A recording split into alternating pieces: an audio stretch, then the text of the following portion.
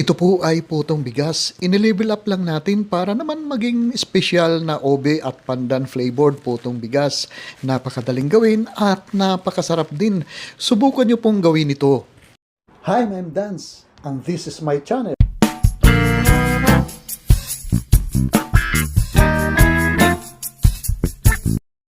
Ito po ay 2 cups na rice at hinugasan at ibinabad ng mga 6 na oras hanggang sa lumambot po ito. At pagkatapos madrain ay dagdag tayo dito ng 1 cup na cooked rice o kanin. At saka magdadagdag din tayo ng 2 cups na coconut milk po dito. Haluin lang natin ng maigi at maya-maya ay gigilingin po natin ito.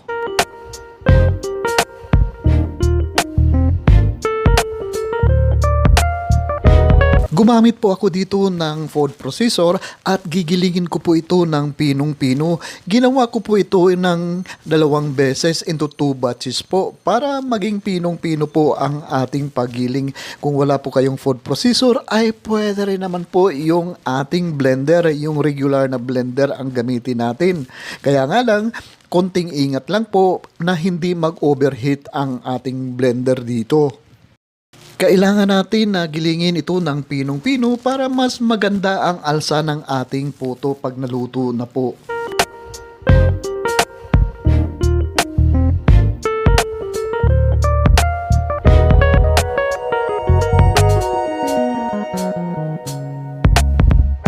At ito na po ay pinong-pino na po ang ating giniling na bigas dito.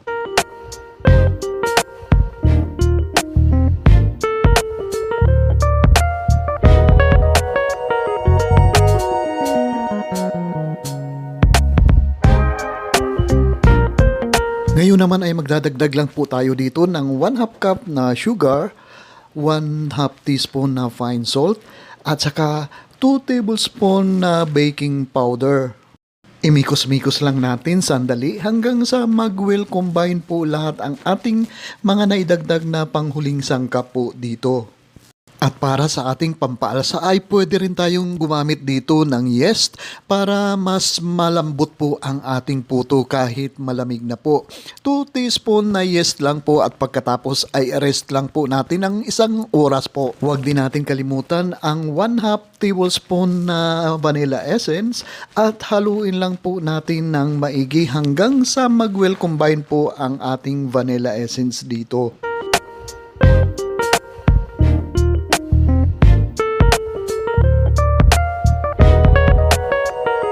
At kapag nahalo na natin ng maigi, di-divide lang po natin into 2 equal parts ang ating butter po dito. At sa isang parte ay maglalagay po tayo ng 1 tablespoon na OB flavoring. At saka ihahalo, imimix-mix lang po natin ito hanggang sa maging kulay OB po ang ating mixture po dito.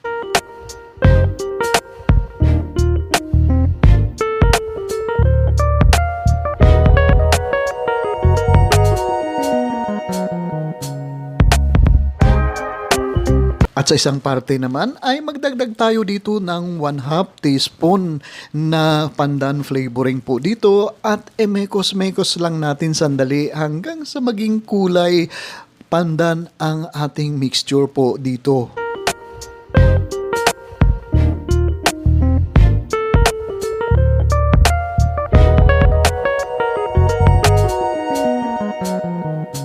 O ayan, nahalo na natin ang ating dalawang mixture at ipo-pour out naman natin ito sa ating mga molde.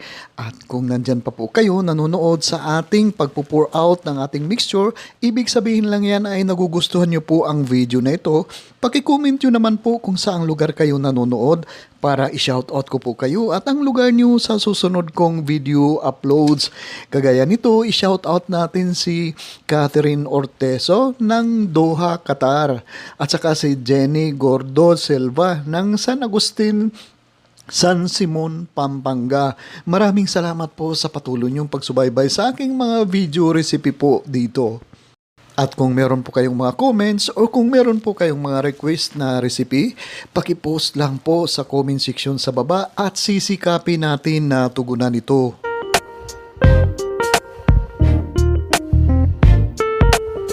At para naman maiba ang ating puto mamaya ay pagsabayin natin ang pag-pour out sa ating molde ang dalawang mixture ng ganito at pagkatapos po ay gumamit po tayo ng toothpick at i-swirl po natin ang ating mixture po ng ganito. At pwede rin ganito ang ating pag-design ng ating puto po dito. Nasa sa inyo po yan kung gaano kayo ka-artistic gumawa o mag-design ng ating puto dito para mas katakam-takam po ang ating puto mamaya kapag naluto na po.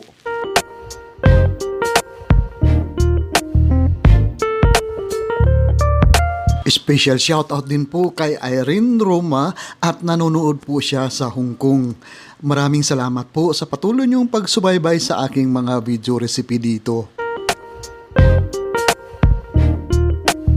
I-steam lang po natin ito ng mga 15 minutes po sa kumukulong tubig na hinanda natin kanina po. At pagkatapos ay palalamigin lang po natin ito bago po natin i-unmold sa ating mga molde.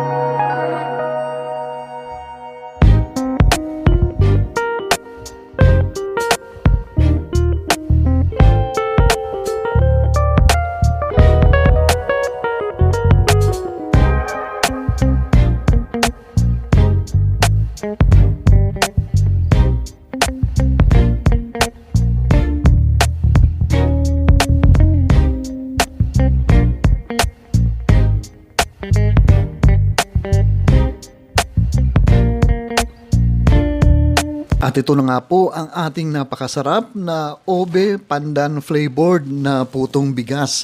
Napakasarap po talaga ito at certified rapsa po talaga ito.